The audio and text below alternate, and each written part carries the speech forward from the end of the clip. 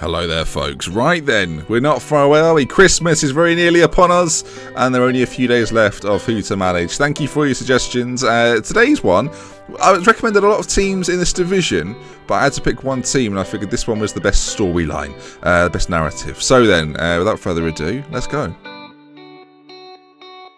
Right, folks, welcome back. Western Sydney Wanderers. I should add that bit in at the end. That's who we're doing today from the Aussie League.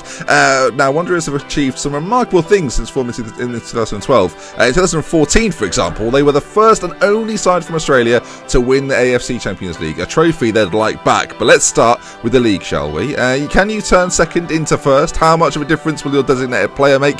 And can you be the best in Australia once again? Last season they finished second. The expectation this year, first. So let's look at some of the key players you've got in this side. The star ratings look very good, but you've got to remember which division you're playing in. Nicolas Martinez, the designated player you've got from Argentina, on loan from Olympiacos, is one of the stars of the league. Dimas, the Spanish leader, plenty of experience in Spain, has now recently returned his trade to Australia. You've got Nichols as well, Mitch Nichols, a shadow striker that can play behind your forward man. And then Melling, not probably a starter initially, but will be a future star, hopefully. As well as the obvious first choice players. You've some decent homegrown players pushing for places as well. The squad isn't too bad. Let's look at the money.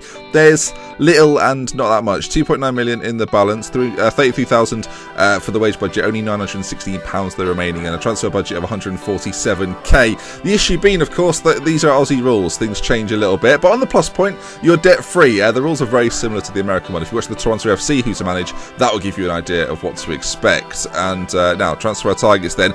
All free transfers. I'm going to lay it out there on the line right now. In defence, Alistair Quinn, Australian, is free, can play either right or left back, and it's an area in which you could probably do with a little bit of strengthening. In midfield then, Mark Bresciani, something like that. Slightly older, but a central midfielder with vast experience and could slot into the midfield easily and be one of your better players at the start of the game. And then finally, a forward man, Kamal Ibrahim.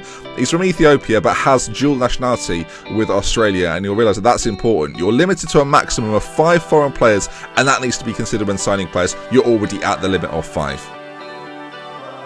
So let's take a look at some of the pro points to managing Sydney. Well, there's 2 Sydneys. I should say Western Sydney.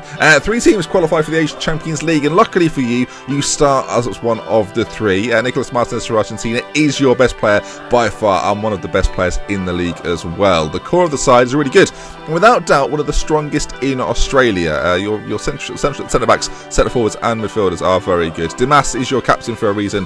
He's an experienced Spaniard with a league of football to his name as well, and something that's not too common in football. You'll finish the first year making money. Who knew? Anyway, on to the cons as we round up this episode of Who to Manage. Getting into the ACL, the Asian Champions League, won't be half as difficult as winning it. China are building some super teams. I mean, you probably heard about some of how good they are.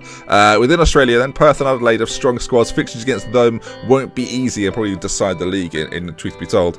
The squad you have at the start is the squad you have. There isn't an amazing youth system to help out in the future. And outside of about 6 players, the team is relatively average. Australian football isn't at its best right now. You've a designated player slot available, but nobody really seems that interested in joining. It's not an ideal situation, is it? Let's face it. Let's then round things up with the summary. The idea then is to get Western Sydney Wanderers a title, and from that point onwards to getting a shot at the Asian Champions League. The squad is very much split into 2 halves, the good and the not so good. Start strong, carry good league form into the Champions League, and this save could have great long-term potential, building not just this side, but Aussie soccer as well. Good day, mate. I went the whole episode without saying that. If you've enjoyed this episode, then please do leave a like. If you want to see more, check out the previous team and the next team if you're in the future, and Twitter, Twitch, Facebook and YouTube is where you can find me. And if you want to see more, subscribe to the channel then. With love, with care, from me, that's Benji. Until next time, very soon, it'll be Merry Christmas.